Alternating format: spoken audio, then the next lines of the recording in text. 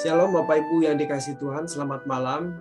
Kita berkumpul lagi di acara kelas pendalaman Alkitab, dan malam hari ini kita akan membahas topik baru, yaitu tentang Yesus yang lain. Ini sebuah pemahaman supaya kita ini lebih mengenal ajaran tentang Yesus supaya tidak salah gitu ya. Oke. Kita tundukkan kepala, kita satu dalam doa. Bapa di dalam surga, kami bersyukur untuk kesempatan yang Tuhan berikan malam hari ini untuk kami belajar kembali kebenaran-Mu Tuhan. Kami percaya Roh Kudus menolong kami, memberikan kami pencerahan pikiran supaya kami bisa belajar dengan baik dan kami bisa menerima apa yang kami pelajari malam hari ini. Kami percaya Roh Kudus menolong kami. Terima kasih Tuhan. Kami serahkan acara kami malam hari ini dalam tangan-Mu. Di dalam nama Tuhan Yesus Kristus kami berdoa. Haleluya. Amin. Amin. Oke, saya share screen dulu ya. Oke. Malam hari ini kita akan memulai dengan topik yang baru, yaitu tentang Yesus yang lain. Di sini ada 5 bab yang akan kita pelajari. Yang pertama tentang adanya Yesus yang lain. Nah, ini penting karena seringkali kita tidak menyadari bahwa kalau kita sudah bergereja, dianggap bahwa apa yang diajarkan Yesus tentang Yesus itu semua sama. Nah, ternyata Alkitab sudah menunjukkan bahwa adanya Yesus yang lain. Berarti spiritnya beda. Kemudian yang kedua tentang kuasa Allah dalam Injil. Yang ketiga tentang Yesus yang lain itu mengajarkan keselamatan yang salah. Jadi pengertian tentang keselamatan itu berbeda dengan apa yang diajarkan oleh Tuhan Yesus. Kita akan kupas di situ lebih dalam lagi. Kemudian yang keempat, Yesus yang lain mengajarkan kemakmuran duniawi, bukan mempermasalahkan hal-hal yang sifatnya rohani atau surgawi. Nah, ini penting kita pelajari. Jangan sampai kita salah setelah kita mengikut Tuhan Yesus bertahun-tahun, ternyata motivasinya salah. Yang kelima yaitu Yesus yang lain mengajarkan doa yang lain. Doanya juga lain. Nah, berarti apa dong yang diajarkan? Doa apa yang diajarkan oleh gereja-gereja? Apakah sama dengan doa yang diajarkan oleh Tuhan Yesus 2000 tahun yang lalu? Nah, kita akan pelajari malam hari ini dalam 30 menit ke depan. Oke, kita masuk di bab yang pertama, adanya Yesus yang lain. Semua gereja pasti mengajarkan tentang Yesus. Dan biasanya semua orang Kristen berpikir bahwa semua Yesus yang diajarkan oleh gereja-gereja tersebut adalah sama. Namun sesungguhnya tidaklah demikian. Jika yang diajarkan tidak sesuai dengan Yesus yang diajarkan dalam Alkitab, itu berarti Yesus yang lain. Ternyata dari dahulu sudah ada orang-orang yang memberitakan Yesus yang lain kepada jemaat. Jadi bukan saat ini aja ya. Zaman dulu nih Alkitab sudah menulis bahwa ada orang-orang yang mengajarkan Yesus yang lain. Namanya sama, yaitu Yesus. Tetapi Yesus yang diajarkan bukanlah pribadi yang dimaksud oleh Injil dalam Alkitab Perjanjian Baru. Dalam 2 Korintus 11, ayat yang 3 dan 4 tertulis, "Tetapi aku takut kalau pikiranmu disesatkan dari kesetiaan kamu yang sejati kepada Kristus, sama seperti Hawa diperdaya oleh ular itu dengan kelicikannya. Sebab kamu sabar saja.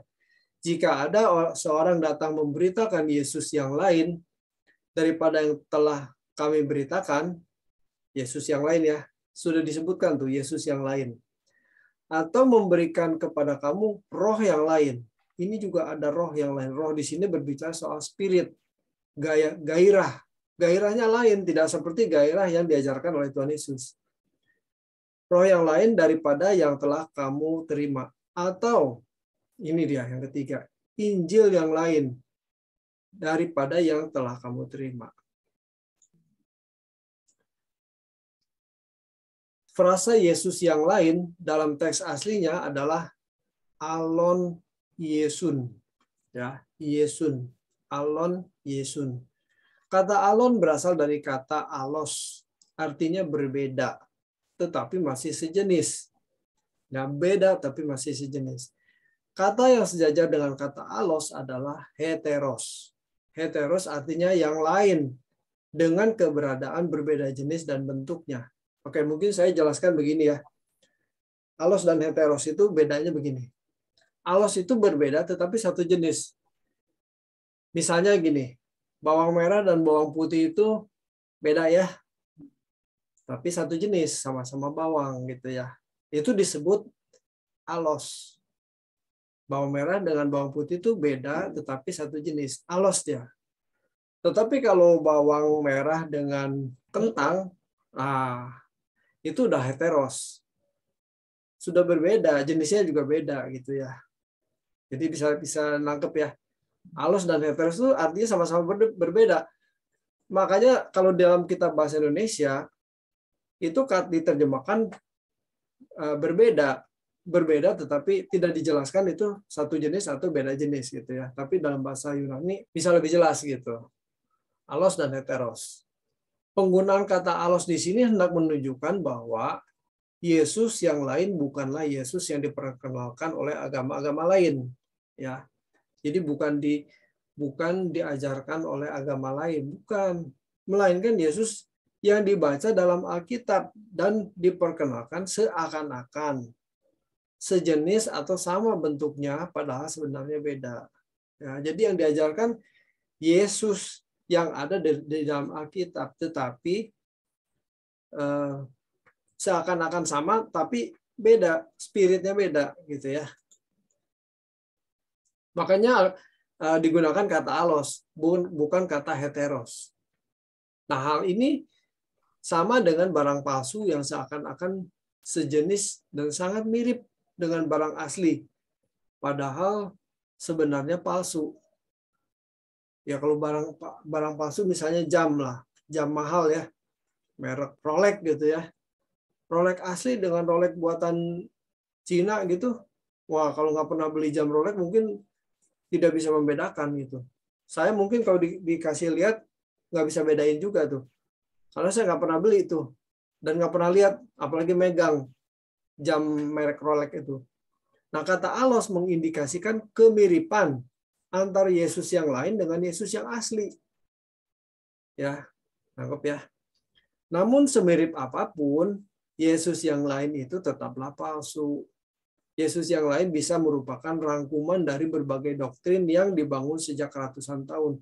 Jadi para teolog itu selama ratusan tahun itu membangun rumusan sehingga tercipta Yesus yang lain gitu loh. Para akademisi yang belajar teologi secara formal dalam sekolah tinggi teologi beranggapan bahwa tulisan para teolog dalam buku-buku di perpustakaan itu sudah cukup melukiskan wajah Yesus dan segala hal yang terkait dengan teologi Kristen. Dengan demikian mereka merasa sudah menemukan Yesus dan pemahaman mereka mengenai Yesus sudah final. Faktanya, Yesus yang mereka ajarkan adalah Yesus yang tidak mengembalikan manusia untuk berkodrat ilahi dan tidak membuat orang percaya menemukan kemuliaan Allah yang hilang. Mereka terkurung oleh pandangan teolog-teolog masa lalu dan mereka memandang bahwa doktrin yang diajarkan oleh teolog-teolog masa lalu sudah merupakan kebenaran mutlak. Dengan demikian mereka menyejajarkan pandangan teologi manusia dengan Alkitab. Jadi pandangan manusia ini disejajarkan dengan Alkitab. Hal ini bisa menjadi penyebab kemerosotan gereja. Mestinya kan pandangan manusia itu tidak boleh dimutlakan.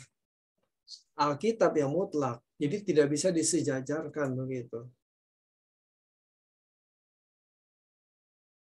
Yesus yang lain dimuat dan diberitakan dari Injil yang sebenarnya bukan Injil. Paulus menyatakan, aku heran bahwa kamu begitu lekas berbalik daripada Dia yang oleh kasih karunia Kristus telah memanggil kamu mengikuti satu Injil lain yang sebenarnya bukan Injil. Hanya ada orang yang mengacaukan kamu dan yang bermaksud untuk memutarbalikkan Kristus. Ya, ini di Galatia sudah ditulis oleh Paulus begitu. Hal ini tidak boleh dipandang sepele sebab kalau seseorang tidak memahami Injil yang benar, hal ini dapat mengakibatkan kegagalan memahami Yesus yang benar, sehingga orang tersebut tidak mengalami dan memiliki keselamatan yang benar. Jadi ketika dia salah memiliki pemahaman, maka keselamatannya juga jadi salah atau diragukan begitu ya. Terkait dengan hal ini, Yesus menyatakan, tetapi barang siapa menyesatkan salah satu dari anak-anak kecil ini yang percaya kepadaku, lebih baik baginya jika sebuah batu kilangan diikatkan pada lehernya lalu ditenggelamkan ke dalam laut. Penyesatan bukan saja memperbodoh seseorang, melainkan juga membinasakannya di kekekalan. Dalam Roma pasal 1 ayat 16 dan 17 tertulis, sebab aku mempunyai keyakinan yang kokoh dalam Injil, karena Injil adalah kekuatan Allah yang menyelamatkan setiap orang yang percaya, pertama-tama orang Yahudi, tetapi juga orang Yunani. Ini berarti bahwa di dalam Injil terdapat kebenaran yang membuka pikiran seseorang untuk mengenali siapa dan bagaimana Yesus sebagai juru selamat. Kita kan mengenal Yesus itu kan dari Injil ya kan, dari Alkitab itu. Jadi kalau orang salah mengerti Injil, maka pikirannya tidak terbuka. Selanjutnya ia akan dituntun untuk mengetahui segala sesuatu yang Yesus ajarkan dan diperagakan dalam hidupnya untuk diteladani. Keselamatan adalah proses dikembalikannya manusia kepada rancangan Allah semula. Yesus adalah profil atau contoh atau teladan ya dari manusia yang dikembalikan ke rancangan Allah semula.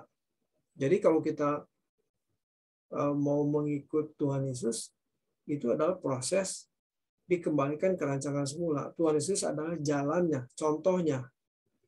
Kalau seseorang tidak mengenal segala sesuatu yang diajarkan Yesus dan tidak mengalami, tidak memahami gaya hidupnya untuk diteladani, berarti ia tidak akan mengenal keselamatan.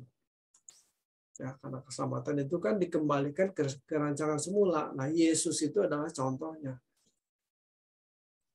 Terkait dengan hal ini, sangat penting untuk memeriksa kata disesatkan dalam 2 Korintus pasal 11 ayat 3 dan 4. Dalam ayat tersebut tertulis, tetapi aku takut kalau pikiran kamu, nah ini, disesatkan dari kesetiaan kamu yang sejati kepada Kristus. Sama seperti Hawa diperdaya oleh ular dengan kelicikannya. Nah, kata disesatkan dalam teks aslinya adalah phtare. Akar kata dari phteiro, yang juga berarti menghancurkan atau merusak. Menghancurkan atau merusak. Sedangkan kesetiaan berasal dari kata haplotetos, dari akar kata haplotes, yang berarti kesederhanaan, ketulusan, kejujuran. Kata haplotes menunjukkan sikap hati yang semestinya dimiliki orang percaya yang benar karena meneladani Tuhan Yesus. Jika Yesus yang diajarkan adalah Yesus yang dimaksud oleh Injil, hal tersebut dapat terbukti dari perilaku orang yang menerima Yesus tersebut. Jadi orang yang mengikut Tuhan Yesus dengan sungguh-sungguh setia itu pasti hidupnya berubah, perilakunya berubah, gitu ya. Pemberitaan Yesus yang sesuai dengan kebenaran Alkitab dapat membuahkan kehidupan seperti Yesus. Jadi memang idealnya orang Kristen itu harus seperti Yesus, karena Kristen itu kan artinya seperti Kristus, seperti Yesus. Jadi kalau ngaku-ngaku Kristen tapi kelakuannya tidak seperti Yesus, nah ini berarti bukan Yesus, atau dia pengikut Yesus yang lain gitu ya. Kita akan memasuki topik yang ketiga, yaitu mengajarkan keselamatan yang salah, atau Yesus yang lain mengajarkan keselamatan yang salah. Coba kita akan pelajari keselamatan yang bagaimana yang dimaksud oleh Tuhan Yesus ya. Hal yang sangat prinsip untuk mengenal Yesus adalah bahwa Dia mengajarkan keselamatan yang benar. Pengertian mengenai keselamatan merupakan jantung dari pengajaran iman Kristen. Tidaklah berlebihan bila dikatakan bahwa kualitas hidup kekristenan seseorang sangat dipengaruhi oleh pengertiannya terhadap doktrin keselamatan.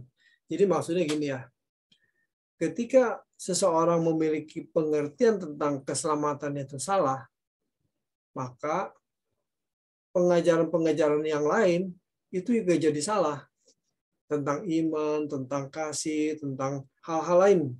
Itu salah, karena itu dasarnya itu dari doktrin keselamatan. Jadi doktrin keselamatan harus benar.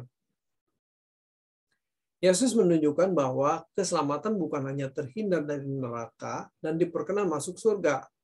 Karena itu adalah buah dari keselamatan. Jadi bukan keselamatan itu sendiri. Keselamatan itu dikembalikan ke rancangan semula, yaitu kalau seseorang mengerjakannya dengan takut dan gentar. Nah, buah dari seseorang yang mengerjakan keselamatannya dengan takut dan gentar, atau seseorang yang mengerjakan proses dikembalikan ke rancangan semula, nah itu buahnya adalah terhindar dari neraka dan diperkenan masuk surga. Begitu ya pengertiannya. Jadi kalau orang memiliki pengertian, oh sudah selamat, sudah terhindar dari neraka dan diperkenan masuk surga, salah. Tidak mungkin nanti ada orang Kristen yang mengaku percaya tetapi kelakuannya masih membenci saudaranya, bikin rusuh, nyolong dan sebagainya. Itu di surga nanti jadi banyak orang model-model begitu. Di surga jadi rusuh nanti, nggak aman. Tidak mungkin. Tetapi orang yang karakternya dibentuk seperti Kristus, nah itu yang akan diperkenan masuk surga. Jadi pengertiannya nggak boleh salah. Banyak pembicara Kristen yang mengajarkan bahwa Yesus yang dalam pemberitaan Injilnya menekankan kalau seorang percaya kepada dirinya sebagai juru selamat dan Tuhan, ia pasti akan terhindar dari neraka dan diperkenan masuk surga. Yesus seakan-akan hanya memberitakan statusnya. Saya ulangi kalimatnya ya. Yesus seakan-akan hanya memberitakan statusnya. Dan orang yang percaya terhadap statusnya dijamin masuk surga, itu tentu saja bukan Yesus yang orisinal, tetapi Yesus yang lain. Ya, percaya yang mengaku percaya bahwa Tuhan Yesus itu adalah juru selamat itu hanya statusnya, bukan juru selamatnya, tetapi statusnya sebagai juru selamat itu tidak menyelamatkan. Kalau pengertian mengenai iman sudah salah, pengiringannya kepada Yesus juga pasti salah. Orang-orang yang tidak mengalami keselamatan yang benar, mereka sejatinya mengikut Yesus yang lain, bukan Yesus yang asli.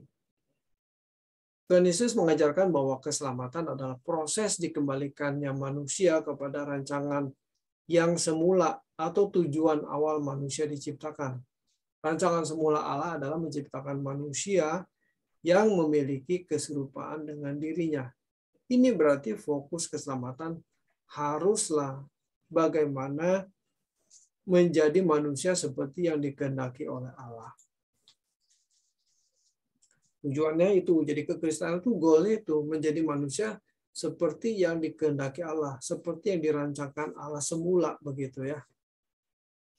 Dalam Matius 5 ayat ke-20 dikatakan bahwa orang percaya harus memiliki kebenaran yang bertalian dengan tingkah laku dikaiosune. Jadi ini kebenaran yang bertalian dengan tingkah laku.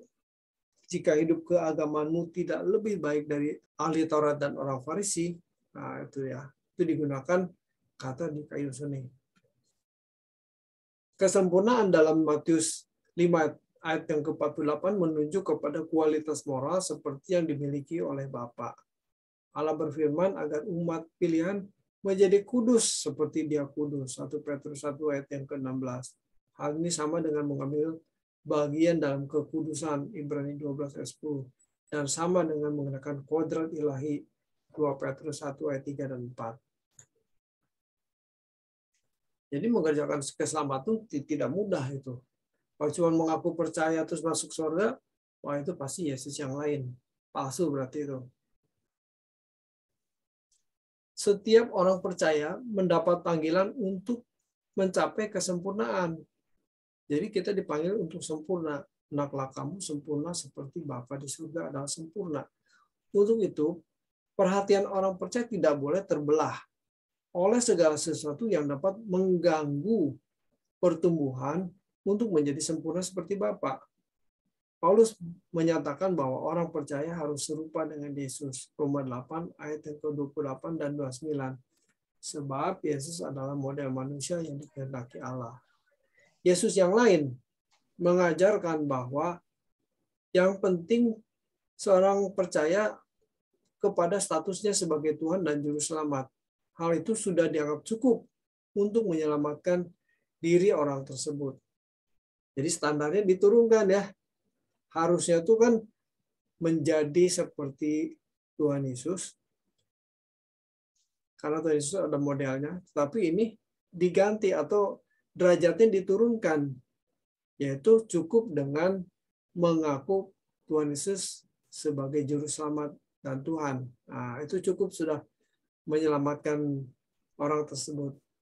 Padahal Yesus mengajarkan dan menghendaki agar orang percaya mengikuti jejaknya, yaitu menjadi sempurna seperti Bapa dan serupa dengan dirinya. Oke. Sekarang yang keempat. Yesus yang lain mengajarkan kemakmuran duniawi. Yesus yang lain berbicara mengenai keselamatan dan menghubungkannya dengan berkat materi atau pemenuhan kebutuhan jasmani. Keselamatan seakan-akan adalah jalan untuk membebaskan manusia, bukan saja dari api neraka, melainkan juga dari kesulitan hidup, menyangkut masalah pemenuhan kebutuhan jasmani dalam dunia hari ini. Dalam hal ini, orientasi keselamatan yang seharusnya berpusat kepada kebutuhan rohani, yaitu perubahan karakter menjadi seperti Kristus, diarahkan kepada pemenuhan kebutuhan jasmani. Jadi dibelokkan ya. Harusnya itu berpusat kepada kebutuhan rohani, tapi diarahkan kepada pemenuhan kebutuhan jasmani. Nah, ini Yesus yang lain itu mengajarkan demikian. Tentu saja hal ini diminati oleh manusia zaman ini yang memang telah tertawan oleh filosofi materialisme dan hedonisme. Jadi gaya hidup matre begitu ya. Banyak orang beragama karena berusaha dapat berurusan dengan Tuhan hanya demi pemenuhan kebutuhan jasmani. Jadi kalau orang datang kepada Tuhan, yang dicari, yang diminta, yang dituntut, yang diklaim adalah berkat-berkatnya, wah ini dia. Yesus yang lain. Sudah pasti palsu. Yesus yang lain mengajarkan kemakmuran duniawi dengan mengupayakan kesejahteraan manusia di bumi. Yesus yang lain mengesankan bahwa dirinya membuat hidup orang Kristen dapat menjadi nyaman di bumi oleh berkat jasmani. Yesus yang lain menawarkan keindahan dunia. Yesus yang lain menawarkan keindahan dunia ini dapat diraih dengan kuasa Allah.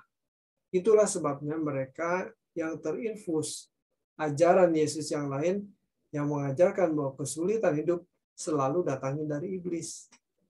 Jadi diinfus atau disebarkan gitu bahwa kesulitan itu datangnya dari iblis. Nanti para hamba-hamba Tuhan itu mengusir iblis dalam nama Yesus gitu ya. Supaya nanti datang kemakmuran gitu. Itu ajaran Yesus yang lain. Padahal kesulitan hidup itu mendewasakan. Masalah itu mendewasakan agar kita ini bisa dibentuk karakternya menjadi semakin seperti Kristus. Nah, kan jadi beda. Jadi jauh banget spiritnya beda gitu ya. Yesus yang lain dan pengikutnya tidak mengajarkan bahwa kenyamanan hidup bisa membuat seseorang tidak memerlukan siapa-siapa, bahkan Allah sendiri. Padahal kenyamanan hidup membuat seseorang tidak melayani Tuhan, tetapi melayani diri sendiri. Inilah ciri dari orang yang sedang terjerat oleh tipu daya kekayaan, yaitu tidak mencintai sesamanya dan tidak mengupayakan keselamatan jiwa orang lain. Jadi egois, nggak mikirin sesama, padahal yang diajarkan adalah kasihilah sesamamu. Tuhan memperingatkan agar orang percaya menjaga diri dari kepentingan-kepentingan duniawi yang sama dengan percintaan dunia. Percintaan dunia inilah yang sama artinya dengan tipu daya kekayaan yang telah menjerat banyak orang. Orang yang terikat dengan keindahan dunia dan segala hiburannya sama dengan menyembah iblis. Nah, ini banyak yang tidak disadari ya. Orang yang terikat dengan keindahan dunia dan segala hiburannya, dengan segala kesenangannya, itu sama dengan menyembah iblis.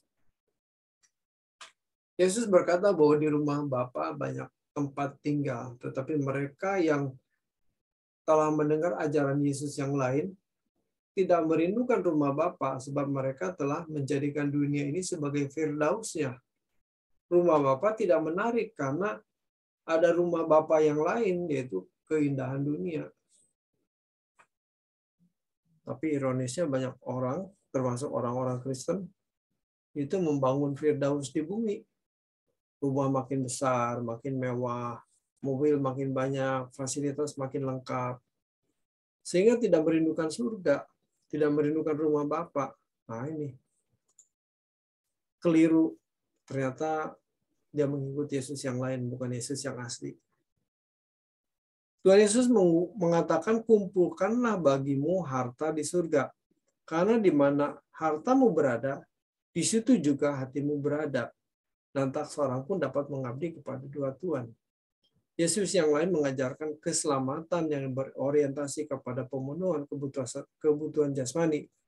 Dari pengajaran Yesus yang lain lahirlah teologi kemakmuran, prosperity theology, yang mengajarkan bahwa keselamatan dalam Yesus menekankan pemulihan kehidupan jasmani, bukan pemulihan kehidupan rohani. Orang-orang Kristen yang disesatkan memiliki cara berpikir yang tidak berbeda dengan umat perjanjian lama pada umumnya, yaitu menggiring pemikiran bahwa fokus hidup pada perkara-perkara duniawi, seperti perjanjian lama ya. Oke, ini topik yang kelima. Yesus yang lain mengajarkan doa yang lain. Nah, ini yang topik yang lalu kan kita belajar tentang doa ya. Nah, ini pasti sangat bersinggungan dengan hal ini ya, supaya kita semakin tajam pemikirannya ya. Ketika murid-murid Yesus meminta kepada Yesus agar dia mengajar mereka untuk berdoa, Yesus tidak mengajarkan doa yang lain, tetapi hanya satu doa yang diajarkan, yaitu doa Bapa kami. Itu terdapat dalam Lukas pasal 11 ayat 1-4 dan Matius pasal 6 ayat 9-13. Yesus tidak mengajarkan doa siapapun, entah itu doa Abraham, doa Daniel, doa Daud, doa Yabes, atau tokoh-tokoh manapun.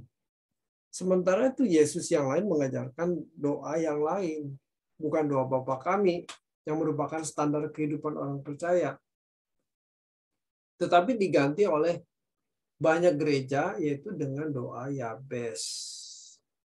Hari ini banyak gereja mengajarkan doa Yabes, gitu ya. Bahkan lagu penutupnya pun itu lagu tentang doa Yabes, gitu ya.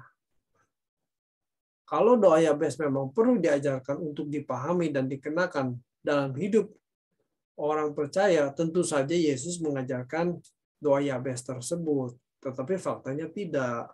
Doa Yabes adalah doa yang orientasinya kepada berkat jasmani atau berkat lahiriah. Hal ini sudah sangat jelas. Sebab fokus hidup orang perjanjian lama selain Abraham adalah berkat jasmani. Abraham itu walaupun hidup di zaman perjanjian lama, tapi fokusnya sudah rohani. Ya. Tapi kalau yang lain masih berkat jasmani. Bagi umat perjanjian baru, kuasa hidupnya adalah berkat rohani, yaitu kesempurnaan di dalam Yesus, yang membawa orang percaya kepada kerajaan Tuhan Yesus yang sama dengan rumah Bapa. Berangkat dari pengertian keselamatan yang benar, kita dapat memahami bahwa doa Bapa kami merupakan formula kehidupan yang seharusnya dikenakan oleh manusia sejak di Taman Eden, yaitu Adam dan Hawa. Cuma karena Adam dan Hawa jatuh dalam dosa, tidak melakukan seperti apa yang Tuhan kehendaki, begitu ya. Seharusnya mempermuliakan Bapa dan menghadirkan pemerintahan Allah dalam hidup ini. Datanglah kerajaanmu, jadilah kehendakmu di bumi seperti di surga, begitu ya. Jadi pemerintahan Allah yang harusnya kita alami dan kita jalani, begitu. Bukan suka-suka sendiri. Harusnya kita melakukan apa yang Tuhan kehendaki, begitu. Kita kan hidup dalam pemerintahan Allah. Kualitas hidup manusia dapat terwujud dalam relasinya dengan Allah, yang bingkainya termuat dalam doa Bapa kami. Jadi, apa yang terus dalam doa Bapa kami itulah formula kehidupan. Rumusannya, begitu ya. Itulah yang harus dijalani. Dalam doa Bapa kami terpetakan bagaimana seharusnya interaksi dengan Allah dalam hubungan yang harmonis. Dengan demikian manusia dapat menjadi sekutu dan kawan sekerja Allah dalam keabadian. Kejatuhan manusia dalam dosa mengakibatkan relasi antara Allah dengan manusia menjadi rusak. Manusia telah kehilangan kemuliaan Allah. Ini berarti bahwa manusia tidak lagi memiliki keberadaan sesuai rancangan Allah semula. Sehingga relasi antara Allah dengan manusia tidak tersambung secara ideal.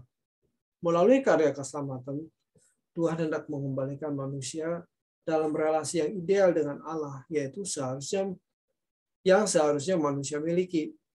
Keselamatan adalah usaha Tuhan mengembalikan manusia kepada rancangan semulanya. Ketika Yesus mengajarkan doa Bapa kami, Yesus mengarahkan orang percaya kepada suatu gaya hidup yang orisinal yang harus dimiliki setiap makhluk yang disebut manusia. Dengan demikian, belajar mengenalkan doa Bapa kami berarti belajar untuk menemukan peta kehidupan yang dirancang oleh Allah Bapa sejak semula. Oleh sebab itu, hendaknya doa Bapa kami bukan hanya diucapkan, melainkan juga dikenakan dalam kehidupan. Kalau doa Bapa kami diabaikan, proses keselamatan yang seharusnya berlangsung dalam kehidupan orang percaya tidak berjalan. Oke, saya sudah menyelesaikan pemaparannya tentang Yesus yang lain. Silakan Bapak Ibu kalau mau bertanya atau menambahkan atau mau di-sharingkan, silakan. Yuk, kita akhiri acara kita malam hari ini. Kita satu dalam doa. Bapa di dalam surga, kami bersyukur untuk pertemuan kami malam hari ini. Terima kasih untuk pembelajaran kami tentang Yesus yang lain, pengajaran atau spirit atau gairah yang diajarkan, yang berbeda dengan apa yang diajarkan oleh Tuhan sendiri. Kami semakin mengerti dan memahami Tuhan, bagaimana seharusnya kami hidup benar di hadapan-Mu, dan kami menjadi pribadi seperti yang Bapa kehendaki. Mari Roh Kudus tolong kami, bimbing kami Tuhan, supaya dengan pikiran yang benar kami dimampukan untuk melakukan apa yang benar, apa yang Bapa kehendaki untuk kami kerjakan. Terima kasih Tuhan. Kami doakan juga khususnya untuk Ito Ika yang dalam penyembuhan, dalam pemulihan kesehatannya Tuhan.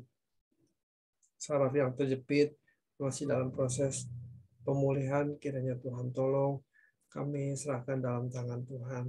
Kami percaya segala sesuatu yang Tuhan izinkan terjadi atas hidup kami, khususnya Ito Ika, boleh mendatangkan kebaikan, boleh mendewasakan, boleh semakin diteguhkan imannya dan kepercayaannya kepada Tuhan. Terima kasih Bapak, berikan kesabaran, kekuatan, memberikan penghiburan dalam kesakitannya Tuhan. Terima kasih Tuhan, kami mau beristirahat malam hari ini. Kami bersyukur, kami serahkan doa kami di dalam nama Tuhan Yesus Kristus. Haleluya. Amin. Oke, bye-bye. Selamat malam. Tuhan memberkati. Selamat sembuh Kak Ika. Selamat malam. Malam semua. Malam Pak Kim. Selamat malam. Ya, malam. Ya. Malam. Malam semuanya. Malam. Ibu Sinaga, selamat malam. Tuhan memberkati. Selamat malam.